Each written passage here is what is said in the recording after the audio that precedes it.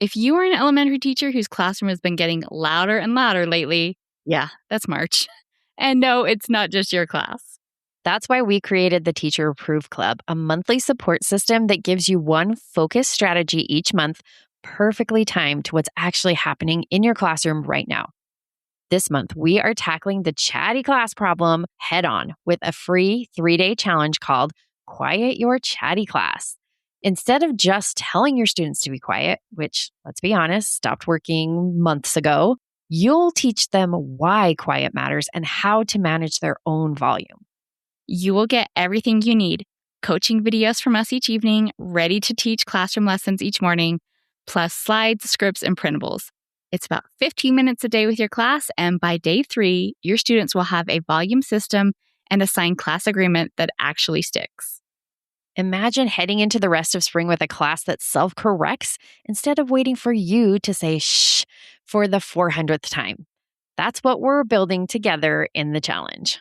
You can try the Teacher Approved Club completely free for 10 days at secondstorywindow.net/trial. Your free trial gets you into the challenge, the community, and all of March's support. No pressure, just real help when your class needs it most.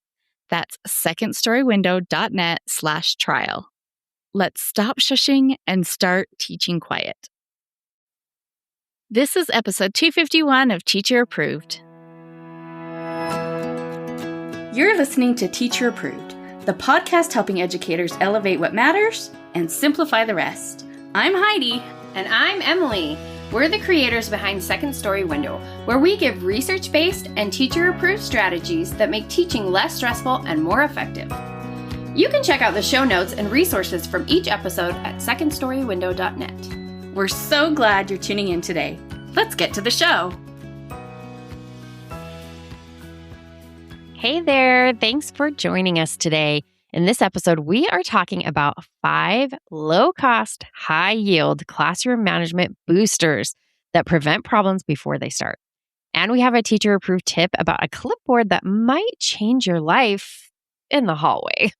Let's kick things off with Try It Tomorrow, a quick win that you can bring to your classroom right away. Emily, what are we sharing this week? Okay, this week, try setting aside 2 minutes at the start and end of every technology session for students to do a device check. Teach them how to look for damage, make sure things are charging properly, and pack everything away carefully. To make sure students remember everything they're supposed to be checking, it's helpful to create a visual that students can reference each time. A few seconds of proactive effort really adds up in a big way. Devices take a beating when 25 kids are handling them every day. A check-in at the start and the end of each session builds accountability, and it helps you catch problems early instead of, discovering in April that half of your iPads have cracked screens. And once it's a routine, it takes almost no time because the students just know what to do, and that is the dream. Oh, always.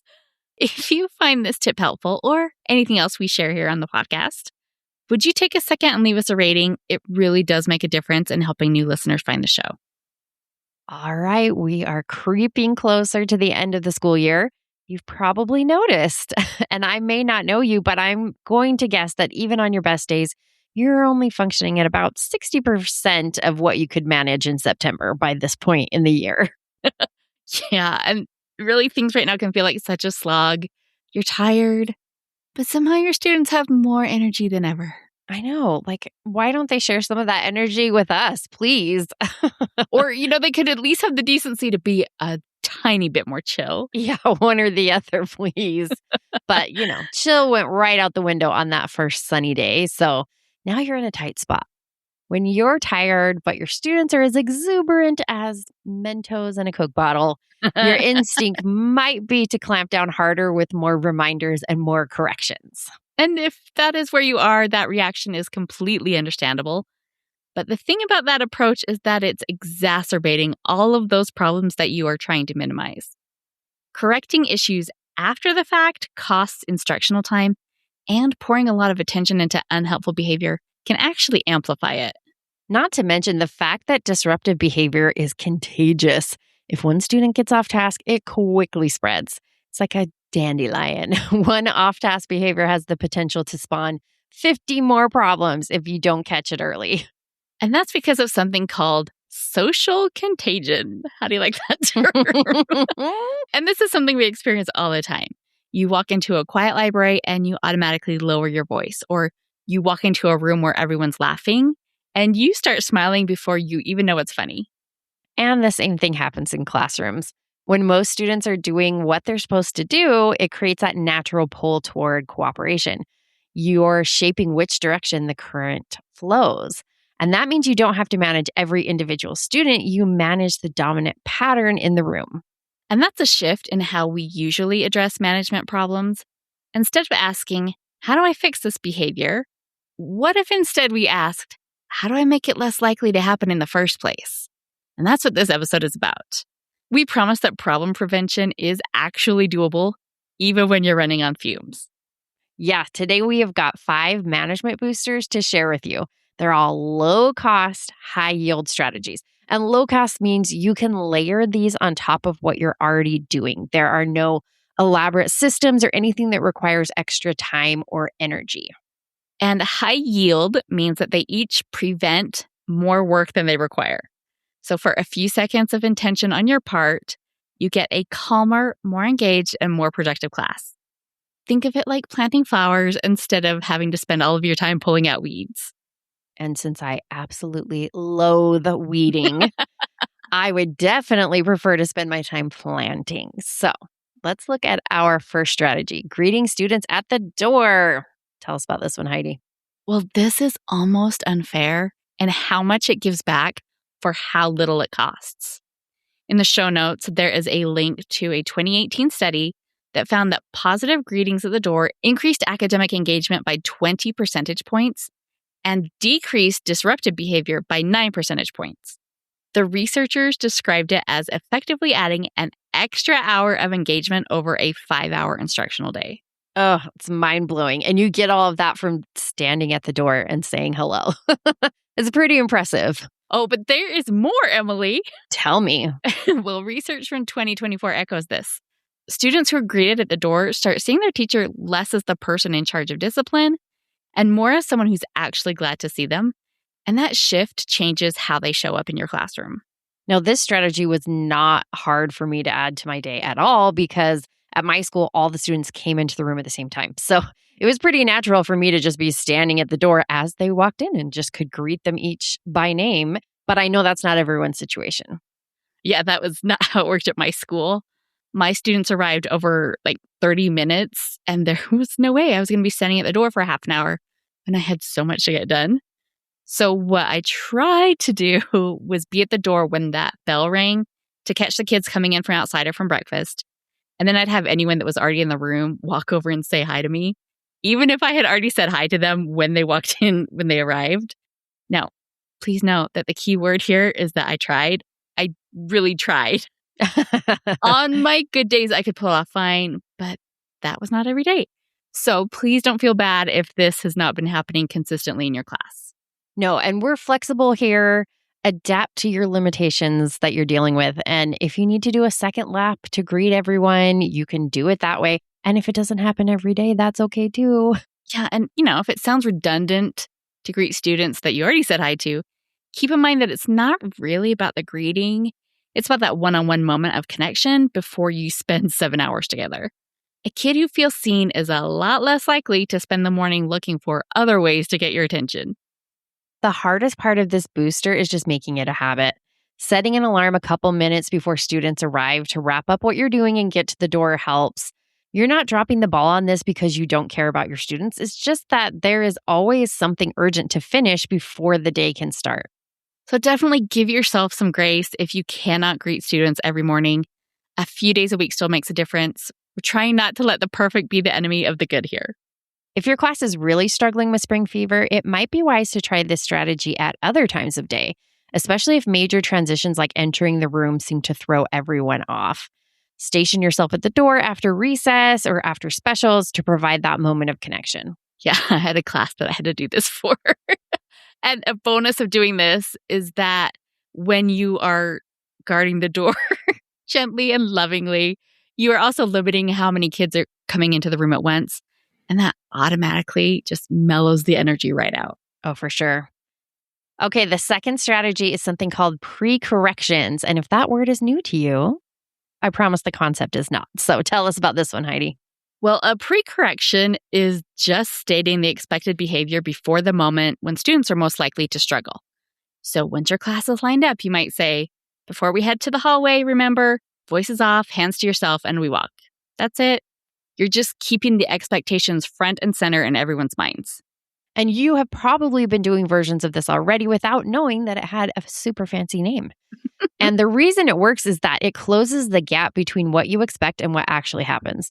A lot of misbehavior during transitions isn't defiance, it's just kids running on autopilot. They're not thinking about expected behavior because nobody's prompted them to think about it.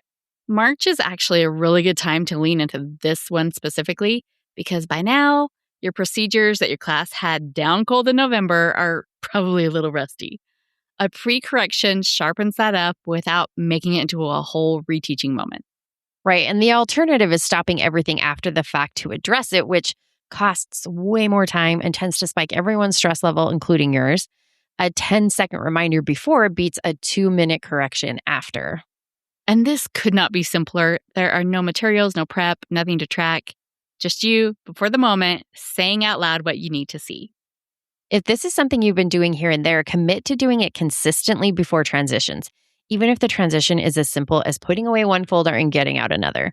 See if this cuts down on the number of corrections you have to make when your class goes from point A to point B. Our third low-effort management booster is visual prompts. Now, this one takes a little bit of prep, but it's going to save you from one of the most quietly draining loops in teaching. Oh, yeah, it's the one of, wait, what are we doing? What page are we on? Where do we write it? Wait, I missed it. Yep, that's the loop. And I think my blood pressure spiked just thinking about it. When directions are only verbal, you pay for it over and over and over. Every student who didn't catch it the first time comes to you and you repeat yourself, and then someone else comes. But putting step-by-step directions on the board or on a slide ends all of that. The nice thing is that a lot of your classroom transitions follow a predictable format. So you only have to put in the work of planning the visuals one time, but then it runs on its own. And when the kids forget what they're supposed to be doing next, you can just point to the board instead of having to repeat the same answer a dozen times. You do not have to be an artist to make this work. I promise your visuals do not have to be elaborate. A quick sketch on the whiteboard is enough. Now, I cannot draw to save my life, but I got pretty good at sketching little symbols next to my directions. So, for example, if I needed students to get out a book, I would draw a capital V and another V a couple inches below and then just connect the midpoints. And then, ta-da, there's a book cover. I love that you're giving a drawing tutorial on a podcast. Yes, follow me for those guided drawings. Is that what Draw they with are? Heidi. Like everyone, 5 lines to make a book. But it really doesn't have to be a masterpiece to get the point across. No, good thing. Or you can really save some time by creating a slide with your recurring directions and reuse it. Every time students need to turn in their math paper and take out their science notebook, you can just use the same slide. You already put in the work to make it, so you may as well use it every time. And a little management bonus is that when students have clear visual steps to follow, they're occupied. There's less space for off-task behavior because no one is getting sidetracked by confusion. And that is social contagion making your job a little easier. For those visuals to be effective, though, you have to make it easier for students to get the information themselves than it is to get the information from you. Given the choice, kids will always prefer a personalized invitation to do what the rest of the class is doing. Oh, don't you love that? So if a student comes to you and asks what to do, redirect them to the board. Just make it simple. Check the board. Or even better, don't say anything, just point to the board. It may feel a little firm the first few times, but it just trains them to look there first. And over time, it builds real independence, which I think we all want and is actually good for our students. So that just makes everything run more smoothly. So far, we have covered one-on-one greetings, pre-corrections, and visual instructions. Our fourth management booster is tone of voice. And even though this is the most basic of all, it might be the trickiest one to maintain this time of year. Yeah, it's really easy for our tone to slip when we're tired. You don't mean to be sharp, but sometimes it just happens. When you're down to your last shred of patience, it comes out in your voice sometimes. Yeah, we've all been there. I've all even been there today. When that frustrated tone comes flying out, just know it's not the end of the world. No, but it is worth being aware of how you're coming across. Students will mirror your emotions more than they will listen to your words.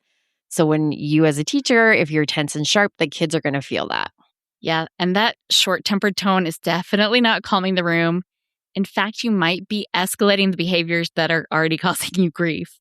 There is a 2022 study that looked at how elementary students responded to instructions delivered in different tones, like demanding, neutral, or supportive. Stricter tones actually undermined trust. Kids were less likely to share things with their teachers, including things about bullying, struggles, even work that they were proud of. Which is such a real cost that might not show up in your behavior data. A sharp tone might get compliance in the moment, but it closes doors long term. And believe me, we are not saying that you should be a Disney princess with bluebirds swooping in to set up your lessons, although that could be handy. That would be lovely. But no, we will never advocate for always talking in a sweet, high-pitched voice. That's not realistic. But we just want you to notice when your voice has climbed and give yourself a second before it escalates things further. And this can even be an important lesson for your students. Step out for a second if you need to. Modeling what self-regulation looks like might be one of the most valuable things you can do. You have more control over your tone than almost anything else in your classroom right now, so it's worth learning to use it to your advantage. All right, and that brings us to our fifth low-effort strategy, and this is behavior narration. It's when you sportscast the positive behavior you see happening. I see table 2 has their notebooks open. Or I noticed 4 kids already have their names on their papers. You're not correcting the kids who aren't ready. You're naming out loud what you want to see using the students who are already doing it. So I kind of have a bumpy past with this one. Early in my career, I heard this technique described as manipulative. So I either avoided it or I would feel guilty when I just happened to slip into using it. But eventually, I stopped worrying about that label because this is effective. And now that I take some time to really think about this, I don't see how this is any more manipulative than any other management strategy. I don't see how it's manipulative at all unless you're doing an icky version of it where you're saying something like, everybody look at how Josh is already packed up. Everyone should be like Josh. Like, that's not narrating behavior. That's using Josh as a spotlight to shame everyone else. So obviously we don't want to do that. But so far I see 4 kids are ready to go. It just makes the expected behavior visible in a positive way. And because that behavior is contagious, that pulls the room in the right direction. I use this all the time. It's definitely one of my go-tos. Oh, yeah, absolutely. So the distinction here is that you're not using one kid as a weapon against everyone else. You are celebrating all of the good things that are happening, not guilting everyone into complying.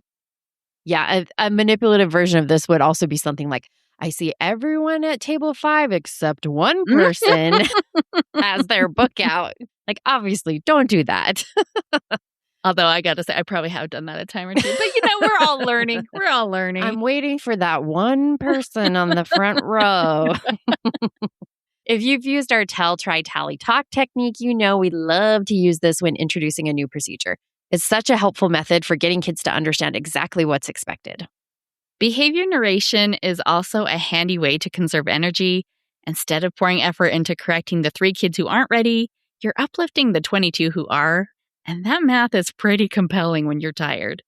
But do make sure not to overuse this one.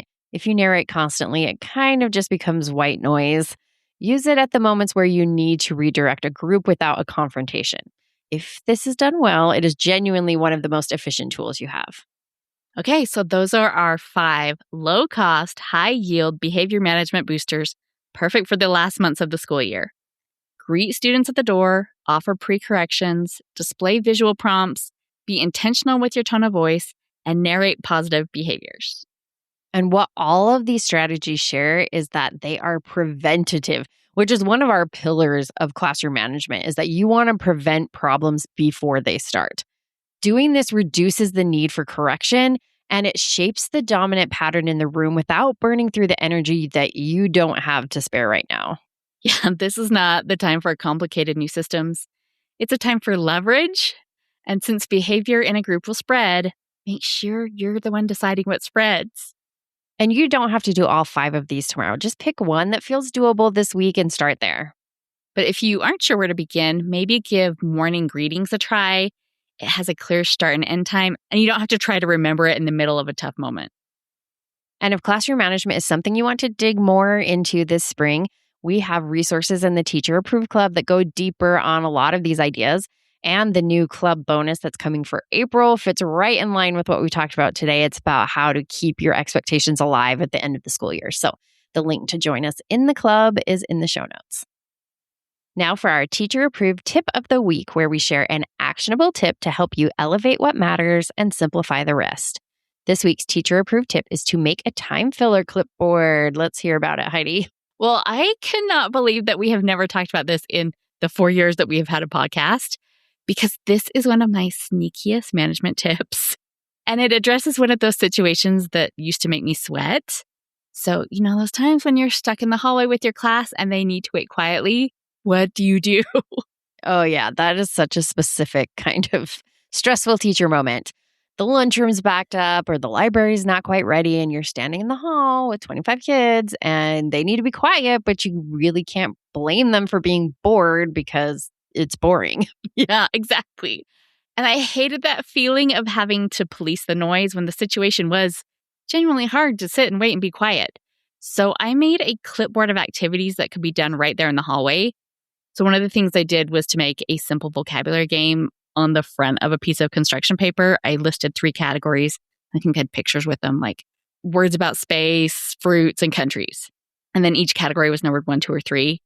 I would whisper a word like Finland, and the students would hold up 3 fingers to show that that word fit the country category. It was silent, it was quick, and it was easy. Having possible words listed on the back saves you from having to improvise on the spot, too.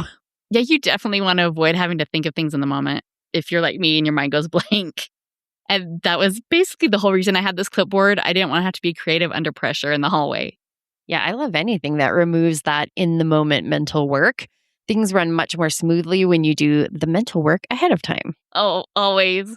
And then besides vocabulary games, math flashcards work great. Take a deck of flashcards and pull out any cards that have answers higher than 10. You just hold up a card and everyone shows you the answer on their fingers. Easy peasy. They always need more practice with math facts. And you could do something similar with phonics. Make a word family deck, hold up a card, whisper a letter, and the students whisper the whole word back to you. So if the word family is og, you'd say D, and they would whisper dog. It's not completely silent, but it's quiet enough not to be disruptive. I did this with my students, and I was a little shocked and a little terrified by how hard this was for some students. That was a really tricky task. You would think that this would be really basic, but it was just a whole new way of having to think about phonics. So it might be worth giving a shot with your class. And again, list all the words on the back of each card so you don't have to keep thinking like, well, what are the other words that have og in them? It's just all there for you. If a clipboard feels like too much to set up, just keep a list of silent activities on your lanyard or teach your students a few simple sign language signs and then practice them while you wait in the hall. Silent charades works too. You whisper a prompt and they act it out. I also really love to use action songs that I would teach my students during morning meeting. And then the twist, of course, is if we're doing this in the hallway, it has to be super quiet. Everybody just whispers or mouths the words and you do the motions together. And if you think older students won't do it, I was a teenager and I did plenty of ridiculous group songs. If teenagers can be coerced into singing Wadaliachi on a school trip, 10-year-olds can absolutely do a quiet action song in the hallway. But whatever you choose to do, the point is to have a plan so that you're not scrambling or silently panicking while 25 kids look at you. You just reach for the clipboard on your way out of the room and you're in control of any situation before it becomes a situation.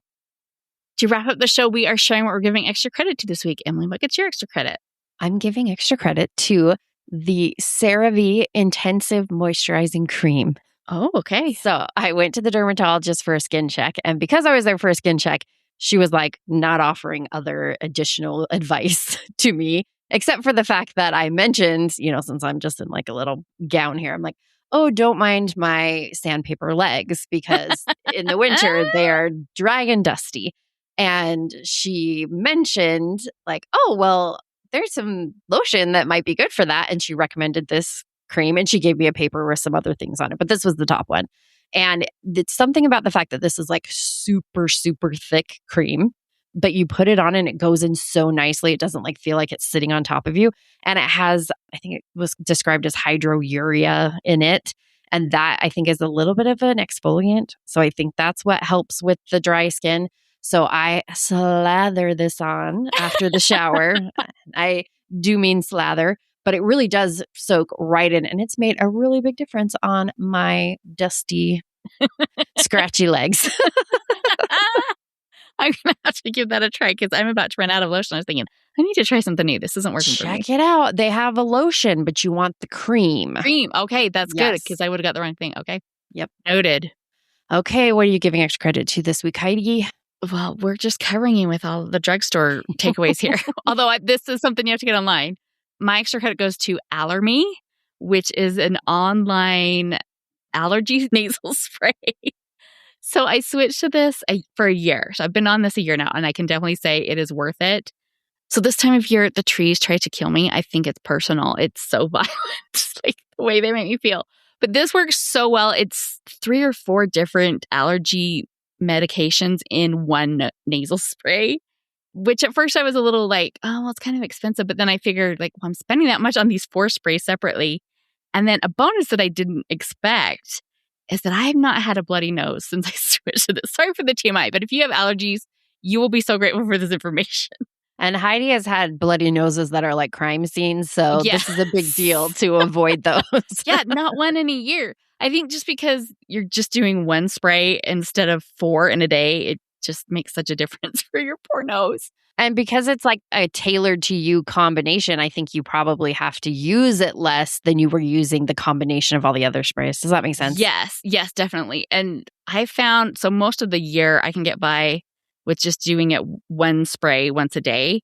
I think the directions are to do 2 sprays twice a day. And this time of year, I do have to max out my dosage. But for most of the year, it's not a problem at all. And that means that, so even though I think a bottle is like $35, probably plus shipping, it actually is cheaper than I was paying when I was buying 4 different medications over the counter. So definitely check this out. And allergy sprays are expensive. So when you're buying several different ones and doing a spray of each every day, yeah, that adds up fast. I'm waiting for my free sample of this to come in the mail. Just shipped. So I hope it makes the difference for you because, gosh, allergies, you just wake and your throat feels pickled and your head hurts. It's the worst. And life doesn't slow down because you're not technically sick. You just feel like you are. Yeah. So get some moisturizing cream and some allergy spray, everyone. We're here for you. We've got all your needs covered. And that is it for today's episode. Remember our 5 low-effort, high-yield management boosters to make this season of the school year a little easier to manage. And if you liked this episode, we would love it if you shared it with a teacher friend who might enjoy it as well. That's the best way to help our show reach new listeners. We hope you enjoyed this episode of Teacher Approved. I'm Heidi. And I'm Emily. Thank you for listening. Be sure to follow or subscribe in your podcast app so that you never miss an episode. You can connect with us and other teachers in the Teacher Approved Facebook group. We'll see you here next week. Bye for now. Bye.